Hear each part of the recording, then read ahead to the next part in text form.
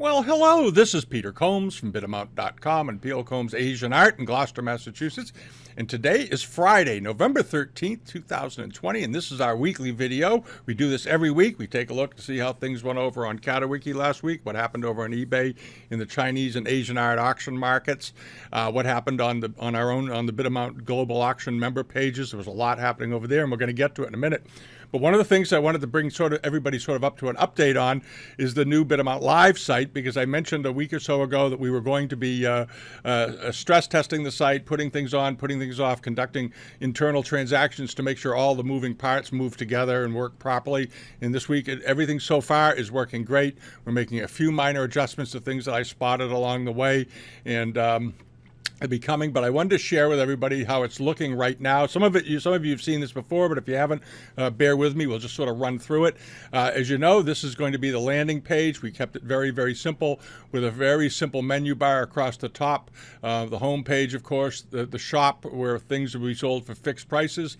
Auctions, when we start letting auctions onto the site, which we're not going to let happen immediately, because I don't want people putting things up for auction until we have adequate traffic and people coming and looking every week. You need activity to run auctions. I think we'll get there fairly soon, but I don't want anybody putting up something and then not getting enough interest in it and having the thing not sell or sell for nowhere near what they'd hoped for. I want everybody to have this thing work. So we're going to build up traffic first by having shop items on there, letting people know what we're doing and so forth. All right, and then there's a learning and information page. There's a rules and terms page. There'll be a blog that'll be added. We'll begin adding content to that. And then it's a simple matter of, just logging into your account here, creating an account and logging in. It will be in 5 languages, as we said before, French, Chinese, German, Italian, Spanish, and of course English. And then if you want to become, you can register just to be a buyer. And if you decide you want to become a vendor, you push this little button here, and then you add some additional information about your PayPal account, how you want to set it up, how you can create your own profile page, add some images, put up a bio, a bit about you. I strongly recommend you do that because it really encourages people. And we will also be doing some videos, and we're going to do a number of listing videos on how to create the account, how to walk you through it, so it's nice and simple.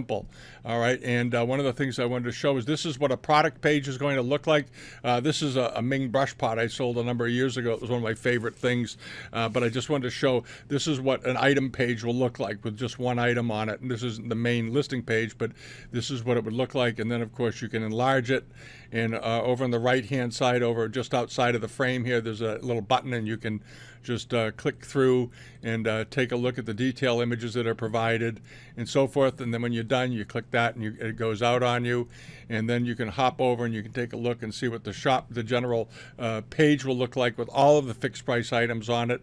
It'll be laid out like this. We didn't throw a picture in here. This was just a template we tested, but it'll scroll downward, and there will be filters on the left side so you can find things which you're looking for, and there'll be a search bar added in here, and all that good stuff. And then over under terms and conditions, some of you have seen this before, and using the site down this bar here, we're going to have some instructional videos and videos to help you set up your account. If you have any questions, some tips over time. We'll do some tips on how to take good photographs, how to use good lighting. And one of the things we are going to add to the page, and this was a suggestion from somebody who's one of our global users wants to sell on there. He said you ought to have a page to help people that are new to selling. Where do you buy the boxes? Where do you get the best shipping tape for your item? What kind of scale should you use for shipping and all that? If you're seriously going to do this, you need all these things. And we've been at it for a long time, and we know where the best places are to get boxes, to get the most reliable stuff, how to get, who makes the best shipping tapes, how to label things if you're shipping into China, what's the safest way, the best practice for getting your package delivered into China or a country where they don't speak English. And there are a few very helpful tips that we're going to have on how to ensure that happens and that packages don't get lost in translation, so to speak. All right, so that's all coming along, and we're going to be continuing to work on it. I'm actually working on it over the weekend, and we'll let you know more about it in the next week. See where we stand, but it's looking good. It's looking very good.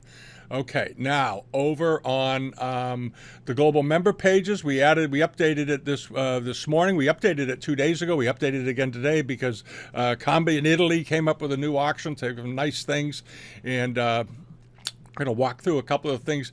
This featured box you can also see on the home page of the site. I happen to be inside the Global Auction member pages right now, but that page we share on the cover to give folks some idea what's going on on the subscriber pages, on the paid subscriber pages, because the newsletter pages everybody knows is free, but the Global member page is a little fee. All right, now one of the things that came up. This is CAMBI in Italy, has this a really great, very large blue and white planter, Qinlong period. I like this. This is a handsome thing, and it's nearly 2 feet wide. It's a big piece of porcelain, beautifully decorated, very high quality decoration all the way around. And I love the gilt handles on the gilt mask handles on the ends, or sort of bronze painted handles, beautifully done with this cafe banding that runs through the section. It really sets it off, and then another layer of cafe around the top. Just a handsome piece of pottery, porcelain. And it is, like I said, it's big. It's 59 centimeters diameter, so it's basically 23 inches wide. So it's a big piece, like a giant cooler or a planter. It's got a 20 to 30,000 euro estimate, which I don't think is crazy given the size of this and its age. And it looks to be, if it's in perfect condition, that's actually a reasonable estimate for that. The sale is in 10 days over there. You want to check it out. And he also has this up. I just like this. I like these bronzes. This is a late Ming, possibly early Qing Qilin bronze on stand. It's about 8 inches tall, nicely done, good surface on it and all that. And the estimate is fairly reasonable, 12 to 1,400 euros. If you're a bronze collector, you might want to check this out. Chances are this was made as part of a pair originally. They often were, or with another figure that went with it, but not always. But boy, that's a handsome one, and it's good size, 8 to 9 inches tall. It's not a little one, because you more often see these in 3 or 4 inches, under 5 inches in height, fairly small. They often went on, sort of on scholars' tables and that sort of thing. And then onto this very nice Japanese Arita Kakiemon pattern dish. They have it listed as Kakiemon. I don't believe it is actually from the Kakiemon kilns. I believe it's an Arita example done in the style of, but it's an 18th century dish. They have called it 17th century. I disagree with them on that. Could be late 17th century, but I'm not so sure based on this sort of Y pattern spur mark on the bottom and the overall appearance of the plate. But it's a handsome plate. It's an early example, no matter which way you cut it, and it's estimated at 8 to 1,200 euros. And if you're a Japanese porcelain buyer, this is a rather fine example. Well, if you buy them, you know that already by looking at it. It's a good one. It looks to be in great shape. And then onto this. This is an item that's over for sale. It's coming up in a few days. Oriental Arts is having this over in the Netherlands. A really handsome big pair. These are 23-inch tall pair of jars, Kangxi period, with their lids. And I don't know if the lids are in perfect shape or not. You might want to get a hold of them if you're buying things like this, because the estimates on these jars is quite reasonable. I believe it was 8 to 12,000 euros for the pair. These are big. These are big, and as you're going to see on a couple of Kangxi pots that sold over on eBay last week, the estimate on these is quite reasonable. So you might really, if you're a Kangxi buyer, you really want to check this out. But they're a handsome big pair of jars. They have nice details in them. They appear to be at least partially molded around here. This decoration looks like molding in the bodies, which makes them more attractive. And there's some reference here to a similar pair, I guess, that are at the Topkapi Museum. They are 8 to 12,000 euro estimate. That's not bad. And the sale's in 4 days. It's on November 18th. Today's the 13th, so you have 5 days. That's enough time to get an email off to them and get whatever information you need to see if you want to participate in buying those, and try to get some shipping information, of course. And nice looking pair of pots. So if you can buy them all done, minus not including shipping, for 8 to 12,000 euros, I think you did pretty well for yourself. I think that's a reasonable estimate, provided they're not heavily restored or something. All right, so you want to get that. And then, of course, the rest of the global pages had a lot of material added to them this week, as always. And we took off the stuff that sold this week. There were a number of sales that closed Tuesday, Wednesday, and we updated on Wednesday, and we updated again this morning. All right, Skinner's in Boston. I think Skinner Boston has some stuff coming up too, some Chinese export that you want to check out on the BidSquare page. All right, now let's see here. This is the weekly newsletter, the page that we put together each Friday and include in it things that we find on eBay and Catawiki that we seem to think look very good to us. There was quite a bit of stuff on here last week, and they did well. prices were good. I was glad to see it with all the commotion that's going on in the U.S. right now over elections and things. I'm glad people are still finding time to do what's important, which is buy antiques. All right, all right, never mind. Okay, now on to this. This was something that was on Catawiki last week that sold. This was a relative bargain. Nice looking Kangxi dish, nice vine and scroll work, good bright, nice strong dominant greens, nice turquoises, nice amber yellows, all this. There's about an 8 or 9 inch plate. It looked to be in good condition. It sold fairly reasonable. 151 euros, all done. That looks pretty good. That looks like a good buy to me. Very reasonable. The diameter of the plate was 22 centimeters, so it was about 7 or 8 inches in diameter. 8 inches in diameter. Not a bad buy for that. I've seen these sell for $300 to $400 pretty regularly. And then over to this very, very lovely rose mandarin platter. And it sold for 380 euros. And initially I thought, boy, that's a good price for that. But I checked into it a little bit. I looked at it a week ago. I didn't pay a lot of attention to it. I just thought it looked nice. And but it's 15 inches in diameter, which makes it a pretty good sized platter. But when I took a look at the detail shots after seeing the price, I figured out why. The condition of the enamels on this plate were really, really good.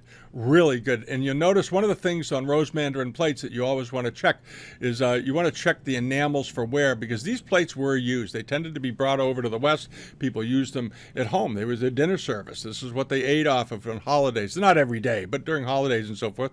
And they got cleaned and scrubbed and stuff, and often they were worn down a bit.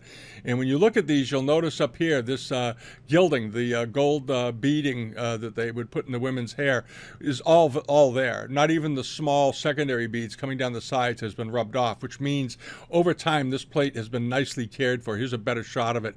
And you see all these little beads up in here.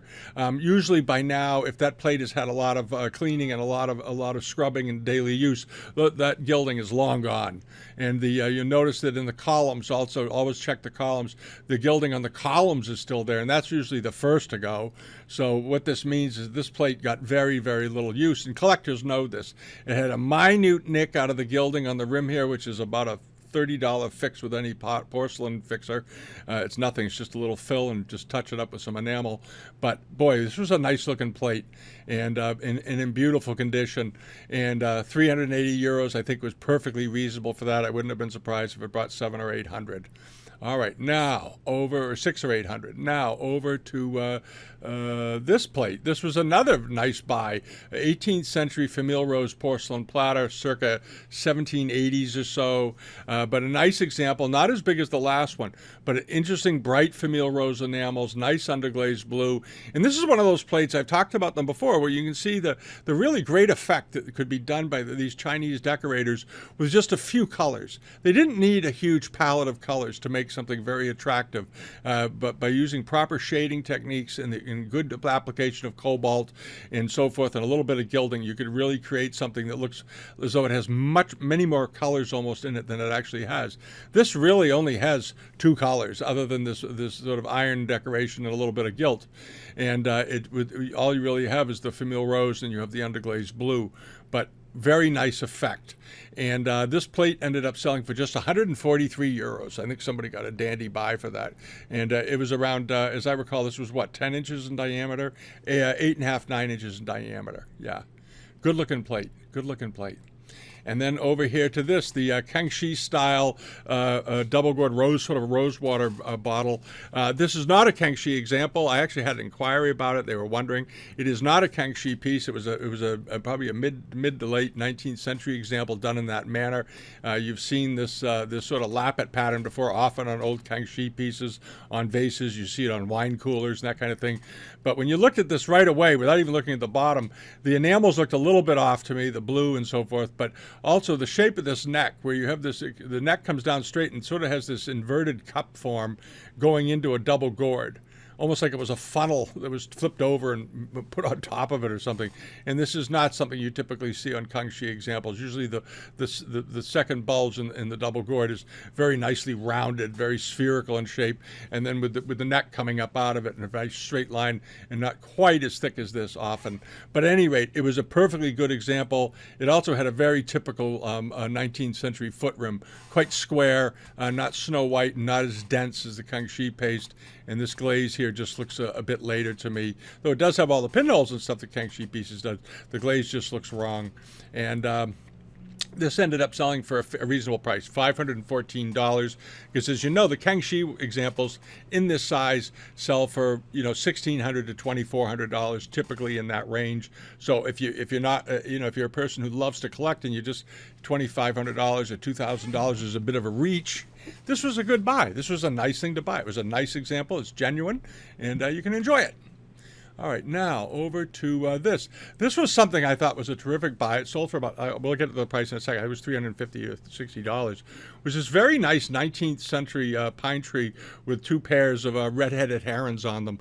And I think Chinese paintings are just of this era are just so overlooked because they're so beautiful. And no, they're not especially valuable. They're not especially valuable. If you're doing it as an investment, look somewhere else. But they're undervalued radically, and I don't know if they'll ever catch up. That's why I'm saying, if you're doing investing in Chinese paintings, this is probably not the category for you. But if you like beautiful Chinese art, you like the aesthetic, you like the atmosphere of it, which I happen to very, very much, these are wonderful paintings. And here you have this pair of ascending, very stylistic red-headed herons, and two down below perched on this rock. And then you have this very, very craggy pine tree coming up right through the rock, actually, and these two branches coming out almost like arms, like the figures reaching out, and here's the head and so forth. That's why it looks to me, with some very nice script down the side. And somebody picked this up for $345. And what was interesting about this seller was in the UK, and you'd think the shipping from the UK would be to the United States, it would be crazy, which is where I am. And I looked on here, the shipping to here, shipping from outside the US is $20 standard. All right. So it looks to me like the shipping would be, let me see, standard shipping from outside the U.S., $20. Okay, that's the rate. All right, that's the way I read it. So that's a very reasonable shipping charge. Okay, and he also had this up. This was another painting, similar, probably maybe from the same album. It didn't bring as much because of this area over on the right-hand side. This red line looks like something spilled on the surface and stained it a bit. If I bought it, I'd maybe browse around and see if I could find somebody who the Q-tip could just very gently fade this back a little, and it would make it go away, because it is a little bit of a distraction. It almost looks like ink, but I don't think it is. I think it's something else. But anyway, it's a lovely, lovely pair of peacocks. And I love this one here. He's very animated looking, and nicely done with this wutong tree in the background, and this sort of birch bark-like texture that they have on those. At any rate, this ended up selling for just $182, which was even a better buy. All right, but the pair of them I think would look great on a wall together, and I think you could do something about that little stain, and you're in business. All right, and then on to this big Kangxi jar. I'm not sure how big this jar is. It looks to me like to be like a 10 or 11-inch jar. May have been bigger, because as far as I could tell, the seller didn't include the dimensions, which is kind of strange for someone to overlook. Do not forget to put dimensions in. I see it more often than you think would happen. The two biggest things you want to include are, well, the three biggest things are great photographs, good condition, accurate condition reports, photos of any damage or anything like that, of course, and the dimensions. How tall is it? Because the difference is, sometimes when you take a photograph of a pot or a plate or something, you can't tell whether the plate is 7 or 8 inches wide, or is it a 16 or 18-inch charger. And I've seen 16 and 18-inch chargers without any mention of the diameter, and they end up selling for next to nothing. And the same thing can happen with jars. Apparently, a number of people contacted him and got him to tell him how big this jar was, because in the end, this nice Kangxi pot ended up selling for $9,060. And it was a good size. Must have been pretty good size, 11 or 12 inches or something. But it had sort of a variation of the 100 Boys pattern, lots of kids on it, and people loved those. And it was a handsome piece, and it appeared to be in very nice condition. And then over here to this, the fan. This is not the same ivory fan we looked at last week that sold. It didn't get relisted or something. Very similar type of Cantonese fan. There was one on last week we looked at, and you may remember it had a little tiny nick or a break out of it here on the edge, and ended up selling for around $450. And it also had a monogram panel that had never been finished. This one just has a rondelle classical Chinese scene. But other than that, the two fans are quite similar. And this was a very, very nice one. It looked to be in very good condition. condition. And this time around, this one ended up selling for $686. As I said last week, the other one didn't have the break in it. I thought it would probably bring $600 or $800. And here's an example that doesn't have a break in it. It brought $686. So it's right in that range that they typically go for. Some of them, if they have their original boxes, can go for $1,200 to $1,500 because collectors love to get the original fan boxes. If you have some fans, do not lose the boxes. Whatever you do, it's about a third of the total value or more, sometimes half the value, is because you have a nice original box to go with it. And some of those old boxes, just so you know, if you look inside, it'll have the name of the shop where they were made, where it was done, or where it was sold anyway, because often they hired people to make things like fans for them. They didn't always make their own stuff. Anyway, that was a nice looking China trade fan, 1820s, 1840s, judging by the quality of the work. And then over here to this, the pair of lanterns we talked about last week. I mentioned these just because I like these lanterns.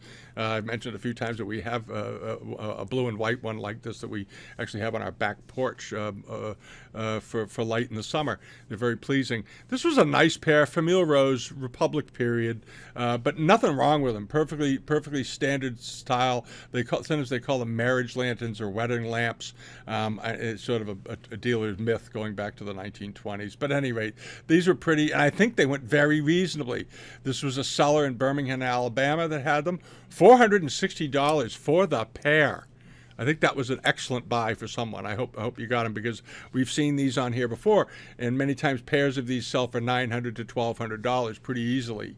I don't know why they didn't. Who knows? Just the vagaries of the market. So, like I always say, leave a bid. Leave. And then we move on to this. This is an interesting plate. It's a Chinese export plate of the 18th century, and it's called the Cherry Pickers. And it's based on a series of engravings done by a fellow named Nicholas Ponce, who drew his engraving from work done by Pierre-Antoine Boudin, who's more typically known as Antoine Boudin. It was a very popular subject matter. There was another one done by Boucher that also was of extremely similar format that was sort of copied after the Boudin work and after the Ponce engraving. They were all done in the mid to latter part of the 18th century. Quite unusual, and this particular example is a nice one. And what's interesting about these is that these typically sell for more money. This was a very, very good buy. This one going off at under $200. They often sell for anywhere from $600 to $1,200 to $1,500, depending on the pattern and depending on the style of the work. But this was a nice one. It had a hairline in it, but that's not a deal breaker on these. It's beautifully done, and as I said, it's got an interesting history about how the image came to be. And they obviously brought the engraving over to China. It ended up on porcelain, and somebody got a great buy on this. $162 for it.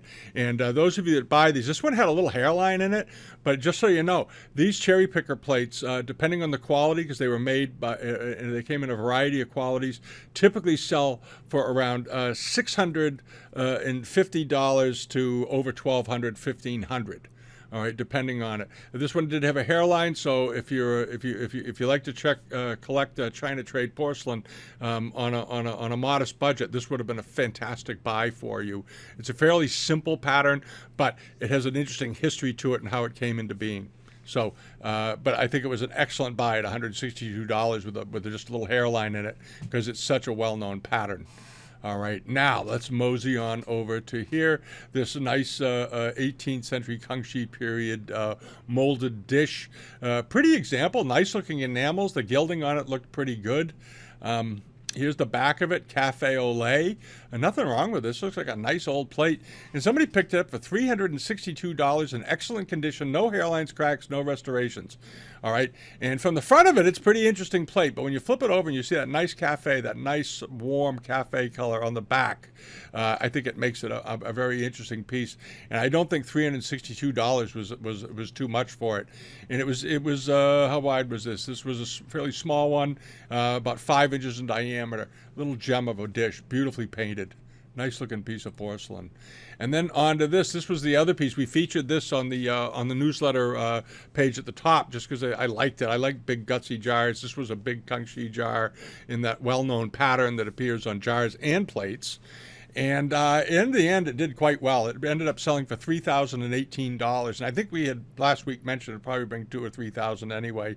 And there it is. I think maybe we said 25 to 35, somewhere in there. That's sort of the price for these. But it was a handsome big pot, and it had a nice sort of later lid on it. And then over to this, the little brush washer that we mentioned at the end of last week's video.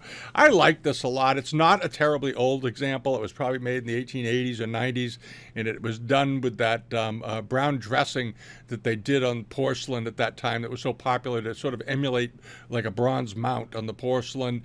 And this was a brush washer, scholar's table object, and then they went ahead and decorated it with table scholars objects like this, like little incense burners, dings, and brush washers, and ink pots and so forth. Here's a picture of the bottom. And when we put it on the newsletter last week, I think it was at about $50, and I thought, boy, that would be a great buy for someone who likes scholars objects or crackleware. And it caught on toward the end, and ended up selling for $787, just because it's a dandy little piece of porcelain. And if you like those later 19th century pieces, and you look at this and try to remember it, let me know if you see another one. They don't turn up often. It's among the rarer of the rare late 19th century pieces done in that combination of colors and palettes. All right, nice thing though. And then on to this, the big Chinese export. This was for the Democratic Republic of Congo, Hong Kong branch. The Democratic Republic of Congo had some affiliations in Hong Kong starting in the 1800s, and this was given to a gentleman who was leaving the association, leaving the Hong Kong area community. He was a member of the Congo Republic group in the Republic Congo colony in Hong Kong, and this was his parting gift in 1919. This ended up doing pretty well. It sold for $2,730. And it's interesting because over on the global pages, there is a very, very similar export kettle on stand that looks nearly identical to this. It's for sale right now. I think it's at about $1,500. So if you remember this and you like to buy Chinese silver, you can use it as a reference point to value, because there's another one over on the global pages. All right, and that's about it for eBay. And we're going to take a quick look now at a few things that are coming up starting over this weekend in today's newsletter when we get the page update. If you haven't subscribed yet to the newsletter page on Bidamount, come over and subscribe. You give us your email address, and on Fridays when the page, as soon as we finish updating the pages and uploading the weekly video, we send out a quick email to everybody. It's not some big, long, drawn-out thing, just a note saying that we've updated the page, and the stuff that we found on Catawiki and on eBay is now on there. Okay, and this is something that's on eBay right now. This is Libary, I think, has this up. Yeah, this just went up. Nice big 19th century. It has an earlier mark, sort of a variant Chinlung mark on it, but it's a mid to late 19th century pot. It's about a foot in diameter. This is a big jar with a cover and so forth. A handsome looking thing, and that'll be in the newsletter this week. It's up to $100. It just went up 2 nights ago, and we've been waiting to add it to the newsletter page. And then this popped up. Now this is an interesting little, if you're a Chinese silver buyer, you want to check this out. It has the mark on it of T&C, okay, or TC, and it's an unusual mark. I looked it up in the silver books. I couldn't find it. There's a Townsend and Company silversmith that operated over there, and they were sort of this notorious Westerners that opened a silversmithing shop in China, and they were basically gangsters. It's actually, there's a whole story about it in the silver book that's on the bookshelf over on Bidamount, and these guys were just sort of notorious crooks, but they went into the silver business among other enterprises, and they actually produced fairly good silver. And TC is the only one I can find. Now maybe somebody will call and correct me. They know who it is, but so far the only silversmith I could find that has those 2 letters is Townsend and Company. But there's the work on it. It's a nice looking piece of silver, and it's done very much in the shape of 18th century Peking glass bottles, that rounded bottle and long neck with dragon relief work on it. It's in desperate need of a cleaning. This thing is filthy. That is silver. It's just really, really, really dirty. All right, but it's up to $26. It's got 3 days to go. It will be in the newsletter page. This is a seller in California has it. $5 shipping. It's 3.5 inches tall. All right, so it's a nice little piece of silver. But if you're a silver buyer and you want something to look up and learn about, boy, this would be an interesting thing, and it's not going to cost you a lot of money. Nice looking. I don't think it'll cost a lot of money. I think it'll probably go for $150 or less. And this also closes. This is a very nice Chinese Famille Rose porcelain Qinlong bowl that closes in a couple of days over on Katawiki. It's up to 132 euros. It's I think well under the market value. It is 23 centimeters or about 8 inches in diameter. Pretty little bowl. Ought to go for $250 to $350. Nice looking thing. Go drop a bid on it. And also on Katawiki, there's probably, they dated it Kangxi. I suspect that's about right. Kangxi period, Famille Rose tile, nicely decorated in its own little wooden frame. It closes in a couple of days. It's up to 500 euros. I suspect it'll probably go up another $300 or $400 beyond that. But a good looking example. And over on eBay is this. There's a giant set, and some of you may have seen it. I don't know. It's got 6 days to go. It just went up. It closes next Thursday. It's a big set of enamelware porcelain that the seller has put up as mark and period Kangxi period, Kangxi bowls. I don't think they're mark and period. I can understand why the seller's saying that, but I'm just going to warn you. The likelihood of a giant mark and period set with Daoguan marks like this turning up that's authentic, the enamels don't look right to me. It looks a little bit off. I suspect, though, it is antique. This is an old set. Don't get me wrong. I'm not trying to kill it. I suspect it's probably a Republican set that was done with Daoguan marks on it. I just don't see them as being from that period or second half of the 19th century maybe. But still, they're up to $2,650. But there's a pile of bowls there. I don't think that's it's gone over the edge as far as price goes. You know, the whole set's probably worth $3,000 to $5,000 somewhere in there, just because it's interesting and it's complete and it's multiple pieces. But I can't say that I believe that those are Daoguan mark and period dishes at this, judging by looking at them. I like them, and this is Seller Pud in Ohio. He's usually quite good on things, and I don't think he's trying to be misleading. I think he may think they are. I think some people think they are, some people think they aren't. Just be careful, but they're very, very nice. So just keep that in mind. All right, and then over to this. I had an inquiry about this yesterday, this silver inlaid bronze incense burner. This particular form, some of you will recognize it right away. It had a more rounded form originally, and they were made in the Sung Dynasty. And they had less developed upper section here, more straight down from the handles. It was a ding with 3 legs on it, and they were inlaid typically in silver with archaic masks and whatnot. This is one that's it's got a slight variation, a slightly more modernized shape to the body and so forth. And it came with its little under tray. Here's a picture of it. And I think this is probably a late Qing example instead. But handsome little burner. It's up to $132. It's got 9 days to go. So this just went up. This must have just come on when I saw the inquiry.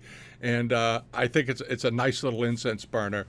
And this seller has a few other things I thought were sort of nice too. I looked through them, and they'll be in the newsletter this week. So you want to check those out. All right, and that's about it for the week. If you haven't subscribed to us yet over at Bidamount, please do. If you haven't subscribed to us yet on YouTube, please do here as well. Leave a comment, give us a thumbs up. The thumbs ups help us in our ranking.